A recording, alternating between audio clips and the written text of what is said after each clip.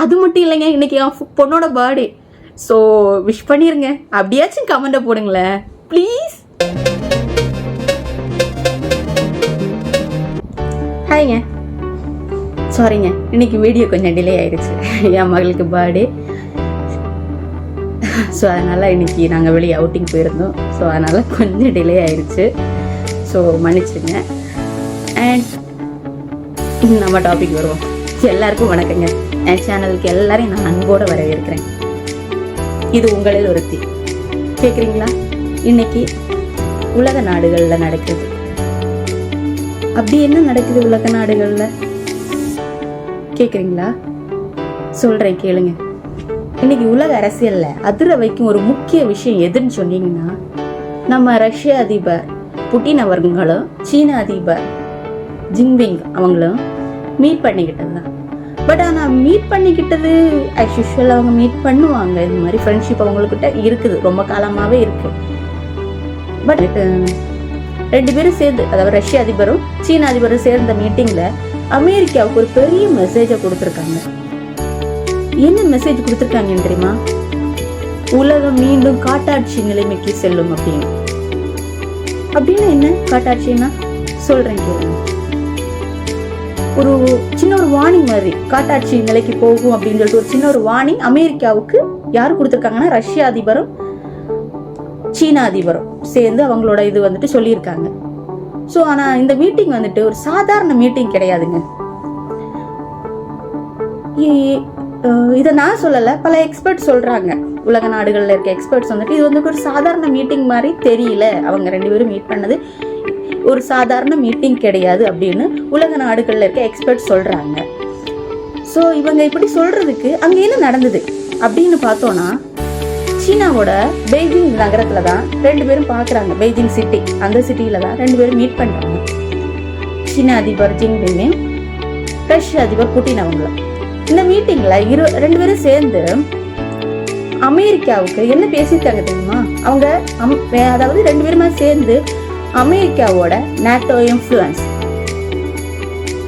Sanction politics, dollar domination, இதை பத்தி எல்லாம் இன்டைரக்டா அவங்க கிரிட்டிசைஸ் பண்ணியிருக்காங்க. இப்போ இவங்களோட ரீசன் இந்த மீட்டிங்ல. ஸோ அது குறிப்பா எப்படி பாக்குறாங்கன்னா, லா ஆஃப் த ஜங்கிள் அந்த மாதிரி, அதாவது காட்டாட்சி அந்த மாதிரி, லா ஆஃப் த ஜங்கிள்.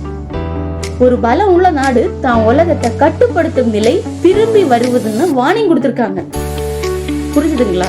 அதாவது ஒரு பலம் உள்ள நாடு தன்னோட உலகத்தை கட்டுப்படுத்த அந்த நிலைக்கு வரும்னு வார்னிங் கொடுத்திருக்காங்க அமெரிக்காவுக்கு. திஸ் இஸ் த காட்டாட்சி. ஏன் அமெரிக்காவை இவங்க டார்கெட் பண்றாங்க? அது ஏன்னு நம்ம பார்த்தோம்னா, இதுக்கு பின்னாடி ஒரு பெரிய ஹிஸ்டரியே இருக்குங்க. அது என்ன ஹிஸ்டரி அப்படின்னு கேட்டீங்கன்னா, 2014 உக்ரைன்ல இஷ்யூ வந்தது இல்ல, அதாவது உக்ரைனை வந்துட்டு ரஷ்யா கைப்பற்ற பார்த்தது இல்ல.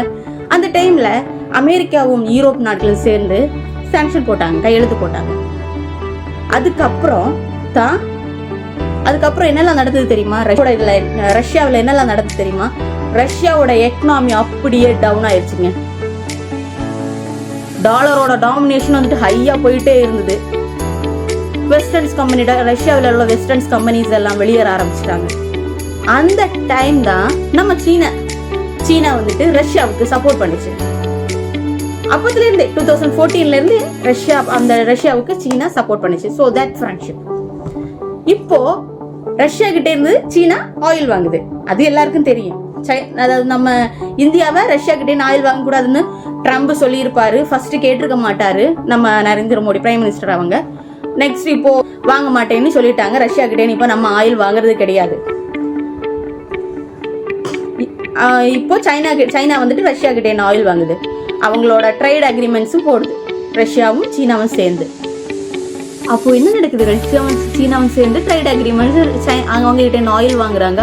என்ன நடக்குது? அப்போ ரஷ்யாவோட கரன்சியும் சீனாவோட கரன்சியும் ஆதிக்கமாகுது, அதிகரிக்குது அவங்களோட கரன்சி. ரஷ்யா வந்துட்டு சீனாவுக்கு கூட சேர்ந்து ஏஐ டெக்னாலஜி, மிலிட்டரி சப்போர்ட் எல்லாமே ரெண்டு பேரும் ஒட்டுக்க பண்ணிக்கிட்டு இருக்காங்க. இத பார்த்து அமெரிக்கா ஏன் இப்ப பயப்படுது தெரியுமா உங்களுக்கு?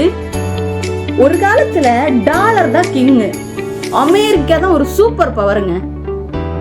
அப்படி இருந்த அமெரிக்கா இப்போ சீனா ரஷ்யாவோட ரிலேஷன்ஷிப் அவங்களோட மீட்டிங்க பார்த்து பயப்படுது. ஏன்னா பிரிக்ஸ் நாடுகள் இப்போ வளர்ந்துட்டு வருது. அதனால சைனாவோட எக்கனாமியும் வேகமா இன்க்ரீஸ் ஆயிட்டு இருக்குதுங்க.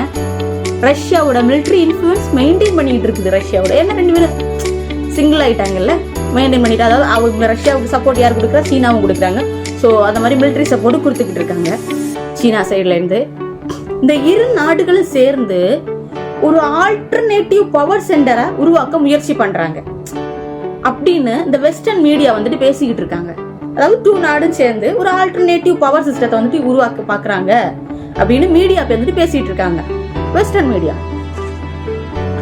இன்னொரு முக்கியமான விஷயம் என்ன பார்த்தோம்னா, இந்த புடின் அவங்களும் நெக்ஸ்ட் ஜின்பிங் அவங்களோட ஃப்ரெண்ட்ஷிப் வந்துட்டு எப்படின்னா ஒரு சாதாரண ஃப்ரெண்ட்ஷிப் இல்லைங்க. அனலிஸ்ட் சொல்றாங்க. ஏன்னா இவங்க 2 பேரும் 2013 இருந்து பல முறை சந்திச்சிருக்காங்க. அவங்களோட ஃப்ரெண்ட்ஷிப் எப்படி சொல்றாங்க தெரியுமா எக்ஸ்பர்ட்ஸ்? ஃப்ரெண்ட்ஷிப் வித்தவுட் லிமிட்ஸ் சொல்றாங்க அவங்களோட ஃப்ரெண்ட்ஷிப். அப்படி சொல்றாங்க சீனா ரஷ்யாவோட ரிலேஷன்ஷிப்பை பத்தி. இவங்களோட கூட்டணி எந்த அளவுக்கு தொடரும்னு அதான் சிக்னல், ஃப்ரெண்ட்ஷிப் வித்தவுட் லிமிட்ஸ். ஆனா உண்மையில என்ன நடக்கலாம் தெரியுமா? ஆனா இது உடனே வேர்ல்டு வார் வரப்போகுதுன்னு சொல்றதுக்கு அர்த்தம் கிடையாது. ஆனா அமெரிக்கா ஒரு பக்கம், சைனா ரஷ்யா ஒரு பக்கம். அப்ப யாரோட பலம் அதிகம்? அமெரிக்கா பவர் தான். இப்போ சைனாவும் ரஷ்யாவும் சேர்ந்துட்டா சைனா ரஷ்யா தான் பெருசு. சோ இப்படி உலகம் 2 பவர் பிளாக்ஸ்களாக பிரிகிற மாதிரி வரும் அப்படின்னு எக்ஸ்பர்ட் சொல்றாங்க. அதனாலதான் இந்த மீட்டிங் வந்துட்டு உலக நாடுகளால ரொம்ப கவனமா பாக்குறாங்க. இவங்க 2 பேரையும் மீட் பண்றது, அதாவது இவங்க 2 பேரும் மீட் பண்ணி பேசுறது, என்ன பேசுறாங்க, என்ன கிரிட்டிசைஸ் பண்றாங்க அப்படின்னு நோட் பண்ணிக்கிட்டே இருக்காங்க உலக நாடுகள்ல. ஒரு காலத்துல எவ்வளோ டாலர் தான் டாமினேட்டா இருந்தேன், எங்க பார்த்தாலும் கரன்சி. ஒரு காலத்துல உலகத்துல அமெரிக்கா மட்டும்தான் டாமினேட் பண்ணியது. ஆனா இப்போ நம்ம சீனாவும் ரஷ்யாவும் சேர்ந்து அதை மாற்றுறதுக்கு முயற்சி பண்றாங்க. அல்லது இது ஒரு குளிர் போர் ஆரம்பமா என்றும் தெரியவில்லை. பார்க்கலாம் எப்படி என்று. நீங்க இதை பத்தி என்ன நினைக்கிறீங்க? உங்களுக்கு எதை வச்சு தெரிஞ்சிச்சுன்னா கீழே கமெண்ட்ல பதிவிடுங்க. நன்றி, வணக்கங்க, பாய். ஒரு நிமிஷம் மறக்காம சப்ஸ்கிரைப் பண்ணிட்டு போங்களேன். அது மட்டும் இல்லைங்க, இன்னைக்கு என் பொண்ணோட பர்த்டே. ஸோ விஷ் பண்ணிருங்க. அப்படியாச்சும் கமெண்ட போடுங்களேன் ப்ளீஸ்.